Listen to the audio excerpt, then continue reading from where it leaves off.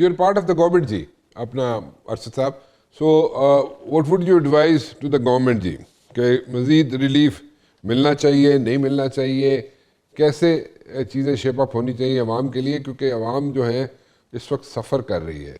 देखिए राणा साहब, ये जो आज हम भुगत रहे हैं, जिस चीज़ को आज हम सफ़र कर रहे हैं, I mean it's all economy. और ये इकोनॉमी जो है ये तकरीबन समझ लें कि 2.5 साल ये हो गए, 2.5 पौने 3 साल प्लस पीडीएम के कुछ साल लगा लें, और तो पॉलिसी एक चल रही है। और मैं ये समझता हूँ कि हुकूमत जो है अब तक ये हुकूमत का फेलियर ही है कि वो इकोनॉमिकल स्टेबिलिटी ला नहीं सकी है। देखें, ये तो आपकी खुशकिस्मती है, अल्लाह ताला ने हमारे पर रहम किया, करम किया कि आपकी आर्म्ड फोर्सेस ने 2025 मई में जो एक एक्शन दिया है, जो एक दुनिया को दिखा दिया कि वी आर दी पावर। और उसके बाद जो है जिस तरीके से एक ग्लोबली हमारा इमेज मुल्क का जो है बहुत ऊपर चला गया, और आज ईरान की वॉर में भी वही जो इमेज है वो एक बहुत इंपॉर्टेंट रोल प्ले कर रहा है। तो अब लेकिन आपने ग्लोबली अपना इमेज जो बेहतर किया है वो आपने अपनी आर्म फोर्सेस की बेस पे किया है। आपकी जो टीम है जो मुल्क को चला रही है, जो मुल्क को मैनेज कर रही है, जिसने आपकी इकोनॉमी को चलाना है, आप अपनी एक्सपोर्ट्स को बढ़ा नहीं सके हैं।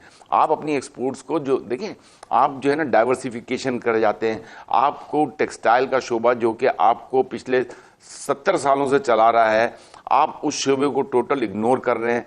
आज आप देखें तो अमेरिका को ले लें, चाइना को ले लें, इंडिया को ले लें, ये तीनों वो बड़े मुल्क हैं जिनकी इकोनॉमी जो है वो डेवलप भी टेक्सटाइल की बेस पर हुई थी, और आज भी टेक्सटाइल उनकी बहुत बड़ी इकोनॉमी है। लेकिन हमने उस सेक्टर को भी इग्नोर किया। हम अपनी एक्सपोर्ट्स को प्रॉपर तरीके से नहीं बढ़ा सके हैं। हम फिर जो टैक्स कलेक्शन का हम सेटअप बनाते हैं, लास्ट ईयर का आपका टैक्स कलेक्शन जो है वो तकरीबन 1100 अरब रुपए कम हुआ, और इस साल आपने जो है अपने टोटल टैक्सेस में वही 3 ट्रिलियन और बढ़ा दिए, जबकि आपका 1.1 ट्रिलियन पिछली दफ़ा आपने कम कलेक्ट किया था। तो आप ने ये बर्डन दिया, और ये अभी से नज़र आ रहा है, अभी से ये नज़र आ रहा है कि आपका वही जो शॉर्टफॉल पिछले साल था, शायद मुझे तो डर है कि उससे थोड़ा सा और ज़्यादा हो जाएगा।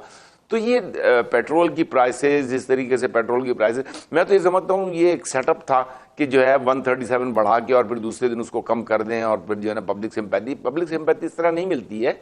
आप अगर आप दूसरे मुल्कों से कंपेयर करें तो आज भी इस रीजन में, चाहे आप बांग्लादेश से ले लें, आप टर्की को मैच करने लगे हैं। अभी आपने जो 80 रुपये कम किए, अदरवाइज आप टर्की से भी महंगे थे। आपका $1.6 at the rate of pump था, और आज जो है आपका 1.45 है, जबकि टर्की का 1.38 है।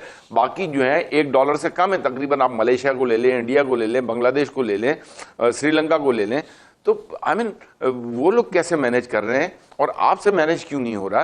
तो देयर इज समथिंग रॉन्ग। आपकी इकोनॉमिकल टीम जो है उसकी कहीं ना कहीं गलती है। और फिर आप जो मराहत की बात करते हैं, ठीक है, पंजाब में मराहत दी हैं, पंजाब में उन्होंने जो है ट्रांसपोर्ट फ्री कर दिया। अब यहाँ पर अगर आप आ जाएं हमारे सूबे में, सिंध में, तो सिंध में उनके पास, बेचारों के पास ट्रांसपोर्ट है ही नहीं, पब्लिक ट्रांसपोर्ट है ही नहीं, तो वो क्या फ्री करेंगे? तो वो जो गेम उनको आता है, तकरीबन 13-14 अरब रुपए की एक सब्सिडी, वो मोटरसाइकिल वालों को 65 लाख मोटरसाइकिल जो रजिस्टर्ड हैं उनके लिए उन्होंने रख दी। अब ये 13-14 अरब रुपए का स्कैम अलग सामने आएगा। ये खेलते ही पैसों से हैं, इनके पास कुछ ऐसी डायरेक्ट रिलीफ देने वाली चीज़ तो है नहीं। तो आप देखें, वर्ल्ड बैंक कहता है कि आपको 15,000 बसें चाहिए, आप 100-200 बसें लाते हैं, फिर वो बसें भी गायब हो जाती हैं, पता नहीं चलता कहाँ चली गई हैं। तो ये सारे इश्यूज तो हैं ना, मिसमैनेजमेंट है, इतनी सारी चीजें हैं, इतनी प्रॉब्लम्स हैं अरशद साहब। तो why are you part of the government then? या आप अपने कंसर्न जो है रेज करते हैं, आपकी सुनता कोई नहीं? देखिए, बात ये है, बिल्कुल हमें अपने कंसर्न्स तो रेज करने हैं।